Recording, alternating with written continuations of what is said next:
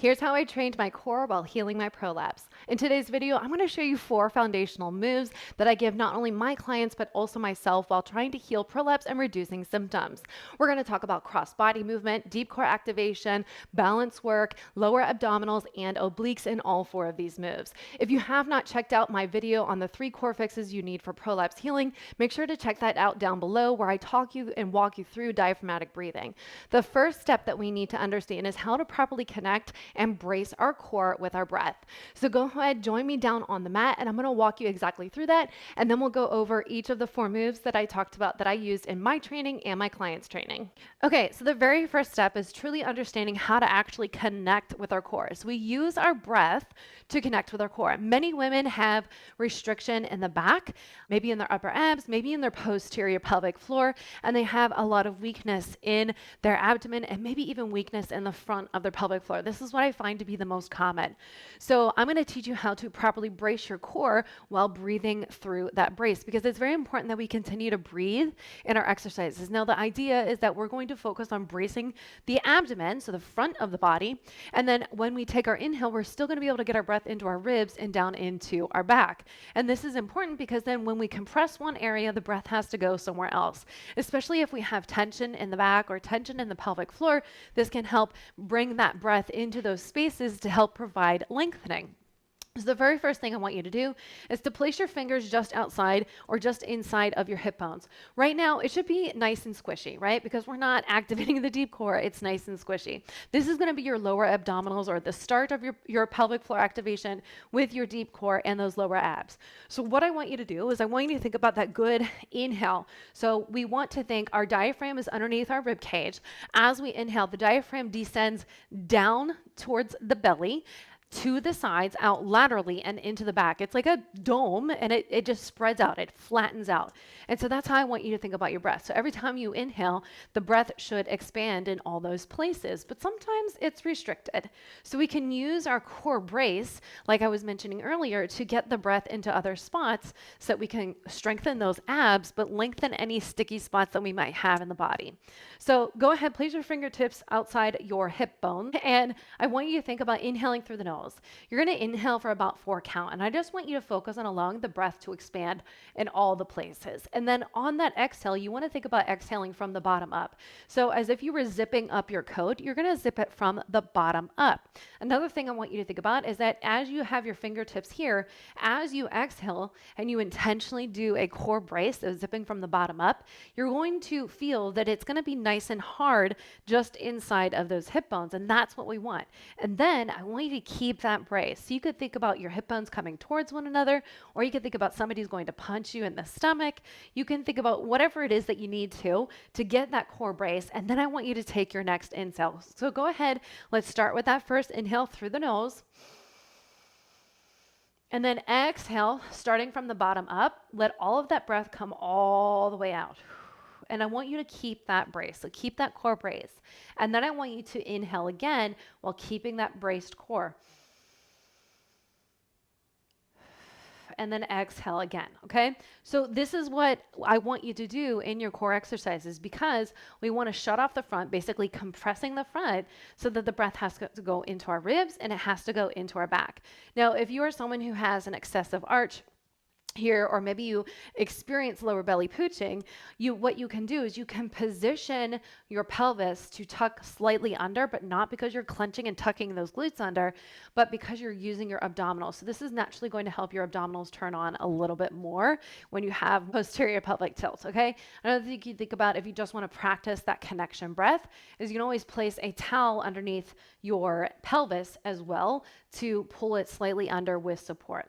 All right, so our very first exercise that we're going to walk through is the dead bug. This is great for those lower abdominals, the front of the pelvic floor. It's great for a cross-body connection once we get into a couple different levels. So you can use the towel to support this, because many women will experience hip popping in this position when we drive the legs out.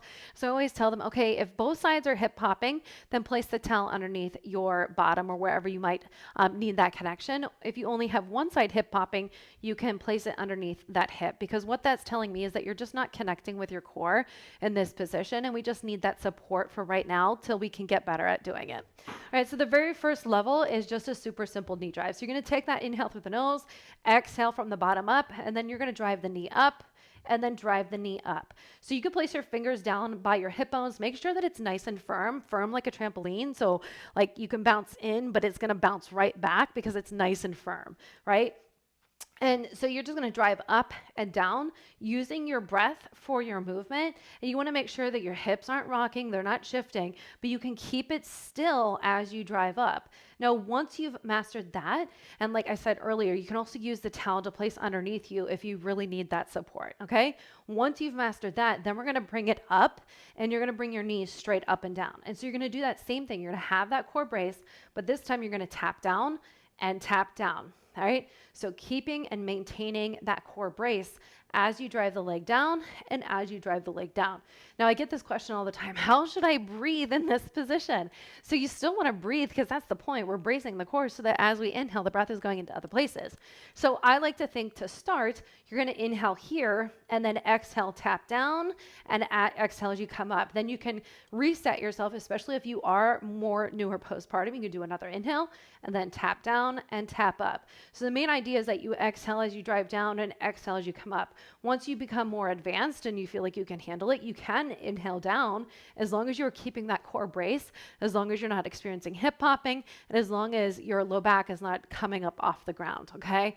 And then exhale to come up. Now, once you've mastered that, you're going to drive your hands up and you're going to drive your left leg down and your right leg out. So drive out and in. And then same thing, left arm, right leg. You're using that core brace and you're using your breath.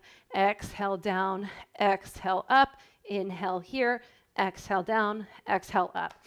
Then once you feel like you've mastered that, then you can drive the legs all the way out. Now, this is where some women will experience that hip popping. So don't be afraid to use the towel to support you. So left leg goes out, right arm goes out. Left arm goes out and right leg goes out. So that would be your more advanced version of this exercise. Now, there are plenty of other ways to advance this, but I want you to start with the basics. So start with level 1. Start with that connection first, and then continue to build on it with the knee drive, and then with the arms, and then driving all the way out. You're going to do this 2 to 3 times, about 30 seconds, until you really feel like you've mastered it, and then you can continue to add on to the different levels and different layers. Okay, our second exercise is a side plank. I love using the bench for support to start you off in this position, and then we'll move down to the mat to show you a couple different options. So the very first setup is making sure that your elbow is on the bench and you're pushing the body away so you're not sinking into your shoulder here. You're going to take your top leg out and place it out in front of you in a 90-degree angle. The bottom leg is going to go out, and you're going to think about compressing those bottom abdominals, so those lateral abs, those obliques, and you're going to think about getting your inhale into the sides here and then into this upper back while you're keeping that core brace. So we're keeping that core brace while we take those good inhales. This is a great position to get lateral expansion in one side over the other. You can, a couple different options you have here. You can either reach out in front, which is going to help open up more of this space here, and so that you can get more lengthening back here, especially if you have stickiness in the back, or you can reach that arm up high to pull you out of this shoulder. So play around with it. Another thing, if you have QL tension or QL tightness, or you feel your QL more than your abdominals, you can always just rotate the body slightly so that it takes it out of the QL muscle and you're getting more of those obliques in this position. So again, I love this position. Play around with those 2 variations for that. Using your breath, inhale into the sides, that facing up, while you're compressing this side and you're pushing yourself out of the shoulder.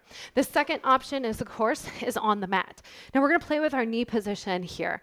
Same thing, you want to think about pushing into the mat to pull the body away. You can have your knees out in front, or you can have your knees at an angle, or you can have your knees out here. I find that having the knees out in front helps with that QL tension. So if you're someone like me who really had QL tension, I really had to play with the placement of my body while still working those obliques. So you can inhale here and then exhale to come up, hold for 3 seconds, and then drop down, and then repeat that.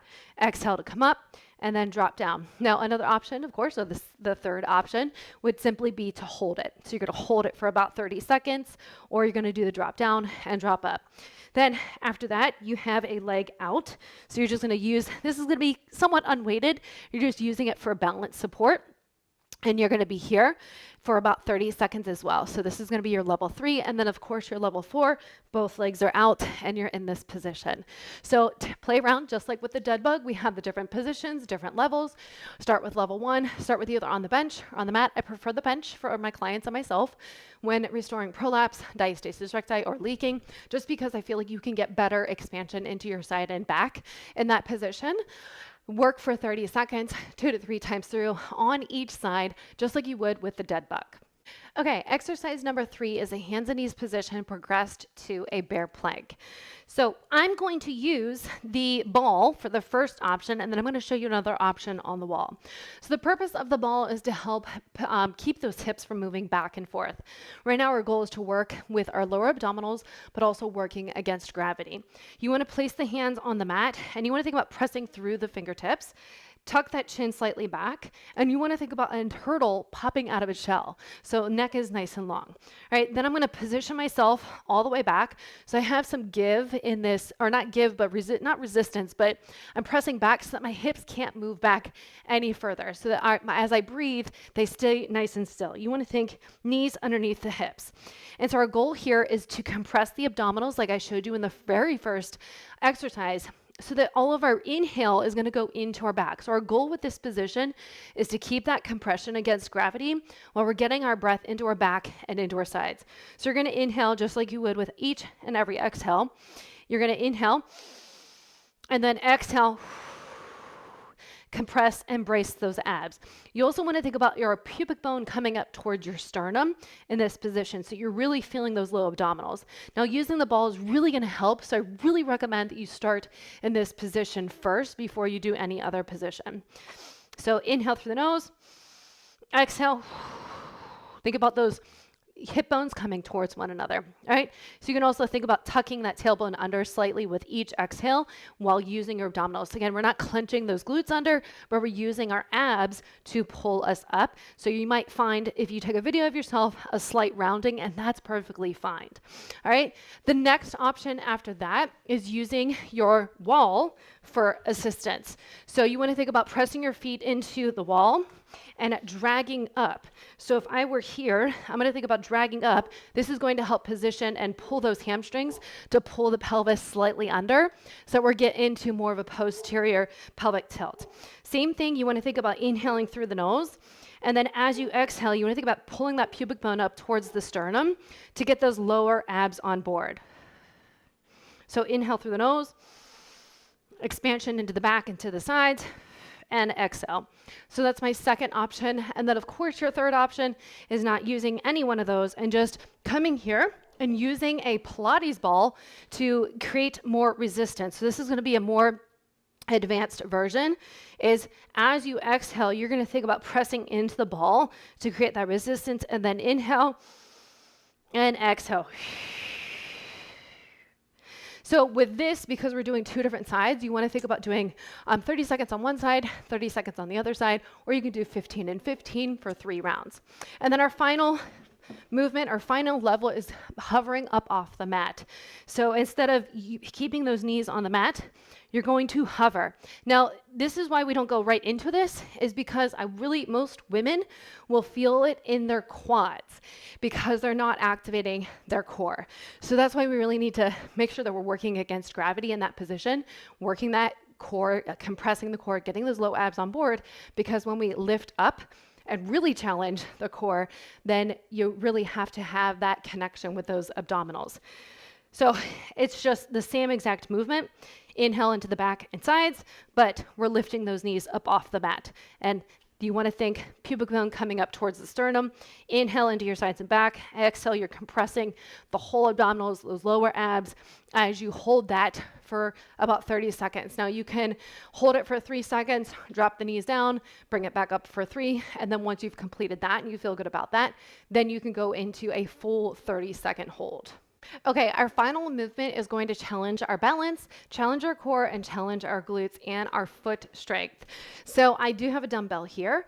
I'm going to show you an option without any weight, but I do want you to start adding in some weight. And the reason is because we're constantly either carrying toddlers. I had to carry my almost 5-year-old, who's probably about 50 pounds, into church this morning. He was in a bad mood, and I had to carry him in wedges. So when you think about what you're carrying throughout the day, this is how I want you to think about what weight selection you're going to use for this exercise. It is a farmer's carry. So not only is it going to work your core, it's going to work the glutes, it's going to help with balance, foot strength, as well as grip strength. So the very first option is using body weight and maybe placing your hands up over your head.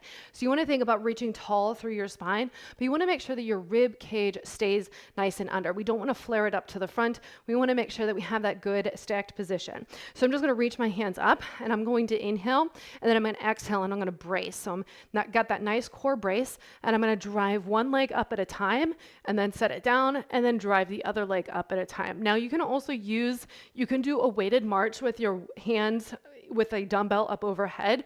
I would say something light. You're not going to go as heavy as a regular farmer's carry.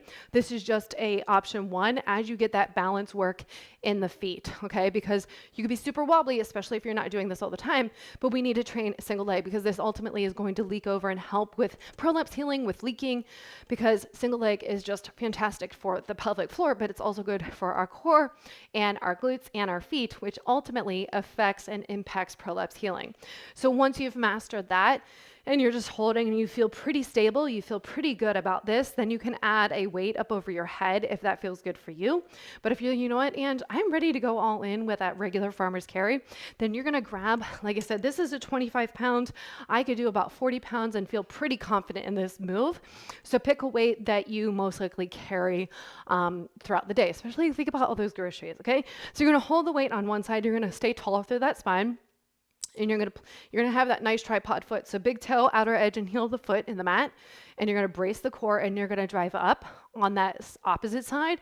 And then you're gonna drive up on this side. That's where the challenge is when you lift this leg to the weight, the side that the weight is on. You're gonna do this for about 30 seconds, and then you're gonna switch it and do the other side for about 30 seconds, okay? I love this move, super mundane, but it challenges our core in a functional way, because how often are we carrying things throughout the day? But also, like I said, it challenges for that single leg, especially for you. If you are wanting to get back to running, we need to be training a single leg.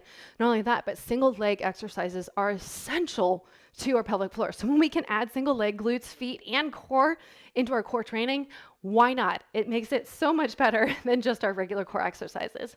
So what you're gonna do, or how you're gonna put this all together, is you're going to pick one or two of these, or you can do all four if you have the time for it. Like I said, 30 seconds for each move, 2 to 3 times through, to start retraining your core to support prolapse healing, making sure that you're connecting well, you're using your breath, and you're not bearing down. Start with level ones and then work your way up.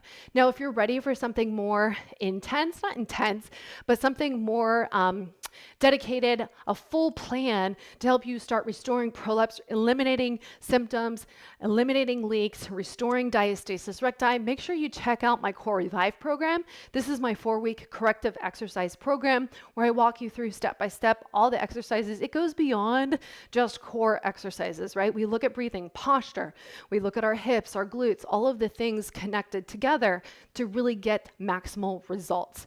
Make sure to check that down below. And if you don't know where to start, or you're not ready for that yet, check out my free pelvic floor blueprint where I walk you through some of the basics to just get you started. Match it with this video, and then you'll be on the path to success.